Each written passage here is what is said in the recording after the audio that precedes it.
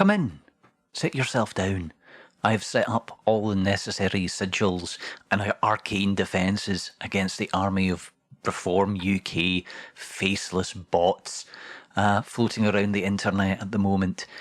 You're safe here, weary traveller. If you're really wanting to escape from the just pig and clown race of an election we are having, I offer you an alternative to this video.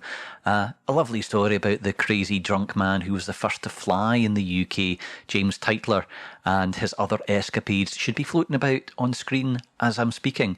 If you fancy that, click off and away. If you want to hear me rant about the current state of the world, then stick around. First of all, let's give you a bit of antidote to all of that milkshake nonsense. It was a publicity stunt.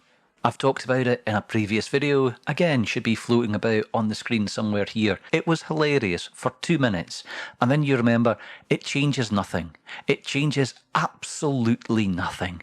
It has not advanced any kind of discussion in the UK other than pointing and laughing at Farage. Now, that is necessary, but we should rather point and laugh at him around things like his own candidates saying that we should have appeased Hitler shortly after D-Day. We should point and laugh at him because he's up to his neck in corruption and sleaze and expenses and filth. We should point and laugh at him because Reform UK are not a political party, they're a company. That's why there was no democratic process, unlike every other established political party in the country, without any kind of a vote. Farage could just be parachuted straight into leadership. This cursed woodland elf can manifest at any period of time that just needs Britain to be pushed slightly further rightwards with his empty rhetoric and complete nonsense, knowing he will never ever have to make good on any of the promises he makes because he will never ever be elected. It was embarrassing to watch the left be completely derailed when we should have been attacking Farage for what he was saying, to giving his boys, his honking clowns in this clown and pig race, a fresh opportunity to make hay. That was it. That's what actually happened. It was a grift. It was an OnlyFans grift. We wasted time over. Darren Crafty Wank Grimes has been sex-criming himself under the table for days now that he has something to rant about. And at the time of recording, I've just found out people have thrown stuff at Farage's bus. All we are doing is facilitating the clown boy parade, honking clown boys for Farage to actually have the smallest semblance of a point. So let's meet them, shall we? Because the fetus in a suit, Darren Grimes, is far, far from the worst of them. Ladies and gentlemen, boys and girls, men, children of all ages, I welcome you to the Farage Clown Parade. Leading the Clown Parade, we have this absolute creature, Paul Joseph Watson. I'll just read out a quote here from Paul Joseph Watson.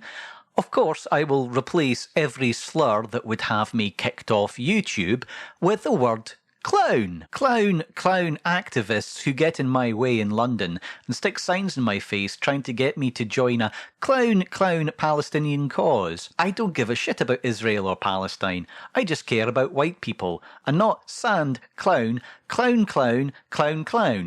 I really think you should press the button and wipe all the clowns off the face of the earth. So, after that petty outburst of complete insanity and prejudice, what does this white-pilled individual bring us? Now, if you're not familiar with the term white-pilled, that means hope, filled with an indomitable hope for the future.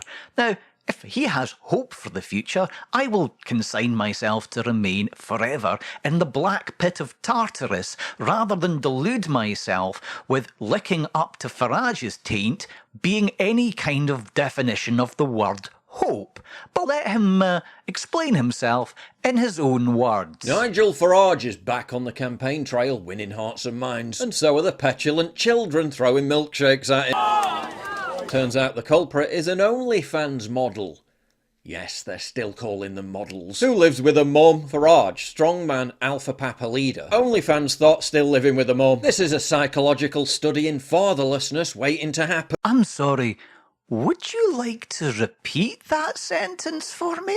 Farage, strongman, alpha papa leader. Once again, with emotion and slightly louder for those at the back of the class. Farage, strongman, alpha papa leader.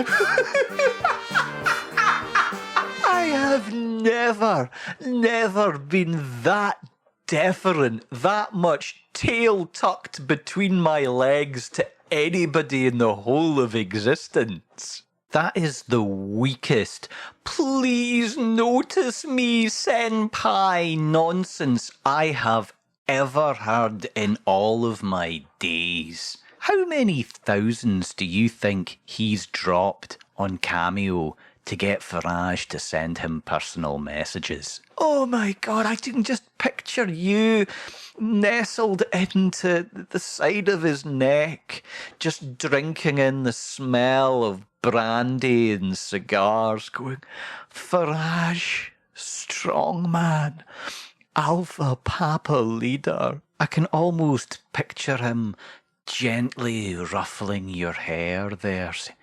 Well done, boy. Well done. Now, Paul used to be into the men going their own way movement, which really does form the other side of that jigsaw puzzle so completely neatly. Just explaining him down to a T, a man who is desperately wanting the attention of other men and their approval. Farage himself had this desperate man crush on his own political hero, Enoch Powell. This is a true story. He used to drive Enoch Powell about in the 90s and basically just more or less shook off his elderly racist dick. And Powell never gave Farage his blessing. Not once. Never really kind of endorsed him and said, yep, on you go, Nige. That must have eaten him inside.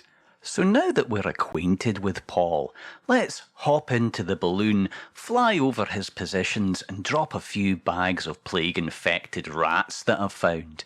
Now, you may know him as PJW, or perhaps by various internet monikers like Pajama Watso and Propaganda Matrix. Now, he's currently trying to convince the youth to vote for the man who looks like a frog got in a teleporter with a used car salesman, but at heart, Paul is a conspiracy theorist and far-right commentator who springboarded off Alex Jones's bankrupt gut into being a YouTuber with a distressing and disturbing number of followers. Over 1.9 million clown fillators, in fact, eagerly lapping up his fear-mongering drivel. 1.9 million people who could have been doing something productive like learning basic home plumbing or watching any random 10-hour high-effort shitpost video. Instead of this man, who is dedicated to throwing neo-fash bullshit into a muck spreader and driving it through the centre of town, regurgitating the same spew of conspiracy theories that Alex Jones beak-fed his fledgling moon howler. From the Boston Marathon bombing being an inside job to the Sandy Hook massacre conspiracy that turned into Alex Jones' personal Ragnarok and financial nuclear winter combined. He's also gone on about crumbling Cold War-era Gwen towers that were used for communication because the government is using microwave towers to control our minds. Clearly they're not working on PJW, who's still pumping out nonsense at an industrial rate similar to privatised water companies pumping sewage into rivers. Watson was all in for Trump and the alt-right during the 2016 campaign. He was basically their Northern English conjoined twin to the alt-right. Only later did he distance himself when Paul finally figured out a bit late in the game that their true nature was harping on that the Jews did it. Then he tried to rebrand the alt-right as right-wing SJWs, because it's a mystery to Paul why all his mates end up being fash or bankrupting themselves by their own lunacy. But Paul isn't just about big world-shaking conspiracies. He once fell for a hoax where a prankster at the Scotsman newspaper fed him a bogus story about Trump, and which Paul published without fact-checking.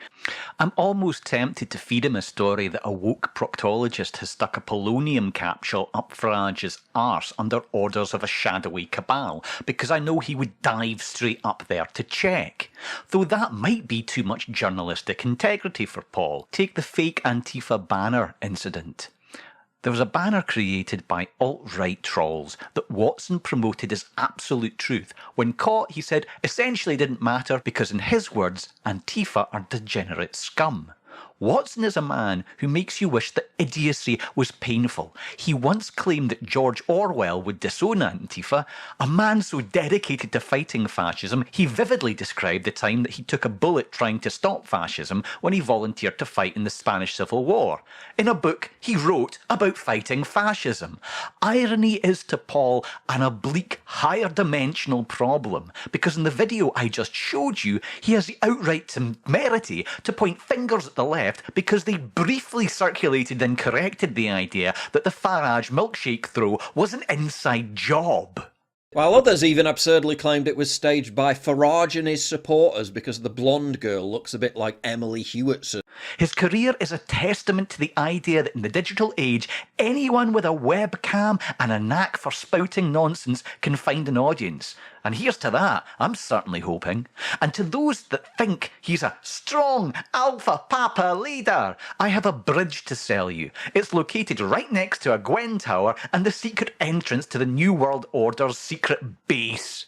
And that's basically what the right wing is doing. They're selling hope. They're selling a vague notion of hope, a lie of hope. And a lie of hope is difficult to counteract and debunk with truth, because the truth isn't very hopeful. The clownification of UK politics is almost complete. The nation has been squeezed so tight that people are now willing to hear out any carnival barker who offers them a unicorn and a bullshit path to national pride. A phony theme park-based future on a return to an imagined past so rose-tinted you can still smell the manure spread on the rose bushes. This clown car of political parties careens towards the general election, with each trying to out-honk the other. The saddest honks come from the Tories, who appear to have just given up, like Rishi Sunak fleeing the D-Day commemorations by helicopter, along with every other doomed and profoundly awkward situation the twirly bird has evacuated him from. They even seem aware of how screwed beyond all hope the nature of the situation is, hanging the Union Jack upside down in their Flags of Our Fathers broadcast farce. The chances of Conservative election success seem as distant and far-fetched as this YouTube channel being monetised. However, the electorate feels like it's a pig in a slaughter yard staring down the double-barrelled shotgun of Tory and Labour, each barrel loaded and aimed at its head. The Tories seem to be saving the last chambered round for themselves, running around like arsonists fleeing the fire they have themselves started. Meanwhile, Starmer shows no signs of putting out the economic fires, or even advocating to stop pissing petrol on the flames. Into this political knacker's yard, the chaos demon of the Reform Party bides its time, preparing for its coffin birth from the bloated carcass of the Tory Party, ready to fulfil the archaic prophecy and stalk the earth as the opposition. The Tories are fleeing the scene from the abomination they have summoned and gestated through the last 14 years of misrule. Nigel Farage once again shedding his snakeskin after a litany of failed parties. This man is like a political cockroach surviving every scandal, re-emerging from every supposed final nail in his coffin, now presenting a mix of unfunded pseudo-socialist anti-immigration policies for a nationalist Britain is just the latest grift in his ever-evolving sideshow. Reform are also in favour of deregulating a vague something, we don't know what, which will almost certainly end up being your health and safety and work rights and financial controls on banks. It would be easy to turn away and run away from politics altogether, or even imagine fleeing this planet of the mass hysteria apes. Forget Scotland launching satellites into space from Caithness. I'm willing to be the first plague doctor in space, fired in a random direction and seeking any planet marginally more political sane than the current wilderness of absurdity. It's tempting to hope that this will all blow over if we ignore it hard enough, like waking up hungover and ignoring the fire alarm, your neighbour's fire alarm, and the blue flashing lights outside your window. The temptation is especially strong when almost every single major political party is just completely ignoring the slow subterranean coal mine fire of Brexit. It's difficult to stay motivated when the fight isn't to win, but to merely be in a position to keep fighting. When even maintaining the status quo feels like a reasonable victory for the left, it starts to feel less like Sisyphus rolling the stone uphill, and more like Prometheus awaiting the morning visit from the eagles. Rights to protest are being erased quicker than Labour candidates deleting old Twitter posts.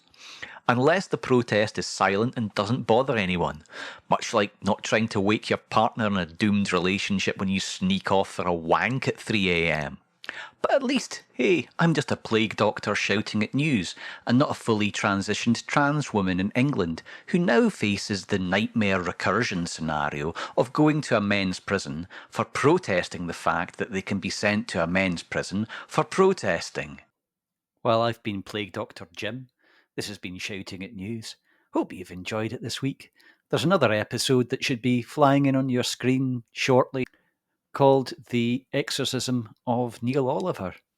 Why not watch that as well? Till next time. Bye.